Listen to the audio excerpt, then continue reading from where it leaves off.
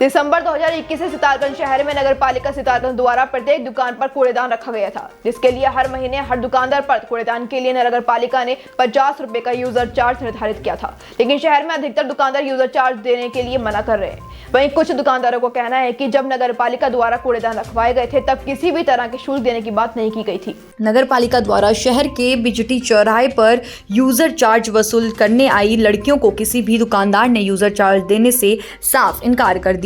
Dustbin के user charge को सितारगंज नगर पालिका की अवैध वसूली बताया जा रहा है। वहीं इस विषय पर नगर पालिका चेयरमैन हरीश दुबे ने कहा कि यूजर चार्ज केवल सितारगंज नगर पालिका में ही नहीं बल्कि देश भर में वसूल किया जा रहा है। उन्होंने कहा कि यूजर चार्ज की धनराशि जो वसूली जा रही है वह दुकानों पर रखवाए डस्टबिन के लिए नहीं बल्कि शहर में साफ सफाई और नगर पालिका द्वारा किए जाने वाले अन्य कार्यों के लिए है और जो डस्टबिन रखवाए गए हैं वो नगर पालिका द्वारा मुफ्त रखवाए गए हैं।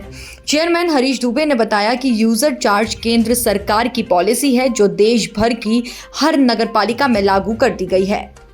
वो सुविधाएं हैं जो तो नगर पालिका को देनी चाहिए और ये तो मतलब इस किस बात के चार्जेस होने चाहिए। तो डेली कूड़ा भी नहीं उठता ना, तो यहाँ 15-15 दिन 20-20 दिन झाड़ू नहीं लगती है। पीछे गली है हमारी, वहाँ तो कभी लगती ही नहीं है झाड़ू। तो पैसे किस बात के हैं? और जहाँ पैसों की बात है, टैक्स की बात है, बाकी हमारा हाउस टैक्स भी जाता है, सब कुछ होता है। तो ये मतलब ये अलग से पैसे किस बात के हैं?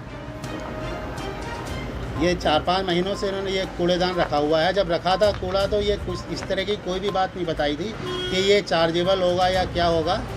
लेकिन अब जब काफ़ी टाइम बीत गया है उसके बाद ये कह रहे हैं कि ये 50 रुपये महीना आपको देना पड़ेगा। तो मेरे हिसाब से तो ये बिल्कुल गलत है। सरकार द्वारा, केंद्र सरकार और राज्य सरकार द्वारा यूज़र चार्जर नाम से जो है कि प्रत्येक जो जनता है उससे सहभागिता सफाई में डोर टू डोर जो कूड़ा कलेक्शन होगा उसके लिए जो है तय किया है, जिसमें जो है कि नगर से हमारे 1 रुपया पर डे और दुकानों का 2 रुपये पर डे के हिसाब से ये सरकार द्वारा, शासन द्वारा जो है एक यूजर चार्जर पर वसूली के लिए ठेका कराया गया है।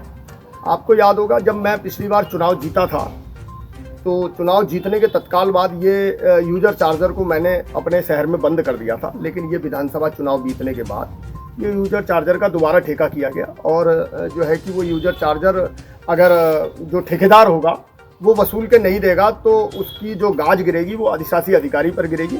और 1-2 बार तो स्थिति हमारी नगर पालिका में ऐसा हो गया था कि शासन ने हमारी नगर पालिका ईओ का जो है वेतन भी जो है रोकने के लिए नोटिस भेज दिया था कि अगर यूजर चार्जर नहीं वसूला जाएगा तो ईओ का वेतन रोक दिया जाएगा। सरकार का पूरा दबाव है कि यूजर चार्जर वसूला जाए।